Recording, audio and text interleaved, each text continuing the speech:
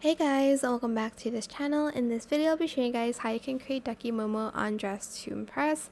I say Ducky Momo because it looks like the eye looks like the one in Phineas and Ferb. So let's get started. I'm not going to start from the beginning, but I'm just going to show you guys all the accessory adjustments I use, all the patterns and colors and whatnot. So for the... Did I even use this? Okay, not really. But anyways, for the head, I used this beanie and I toggled it to no ears, and then I colored it yellow. For the position, I did Y at 0.34. Rotation, I did X at 0.11, and then scale I did at 1. For the body, I used this fur hat in yellow. Position, I did Y at 0.11, Z at 0.49, rotation, X at 0.06, Y at 0.49, and scale I did at 1.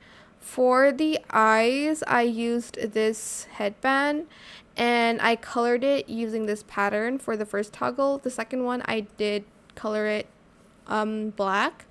For the position, I did Y at 0.48, Z at 0.18, scale at 0.43. For the beak, I used this cap in orange, and then for the accessory adjustment position, I did Y at 0.56, Z at 0.29. Rotation, I did X at 0.40, and scale at 0.54. And then for the bow, I used the third toggle in pink. And then for the position, I did Y at 0.69, Z at 0.27, and then the rest I didn't change it. And then for the water aspect, I used the feather dress in blue, and then I colored it white and then blue again. And then for the gloves, I just used this in the same colored blue. And yeah, that is how you can create this super cute duck on Dress to Impress. I hope it was helpful for you guys. Don't forget to like, comment, share, and also subscribe to this channel if you haven't done that already. If you have any more questions about this video, just leave it in the comment section down below. I will try my best to answer them all for you guys.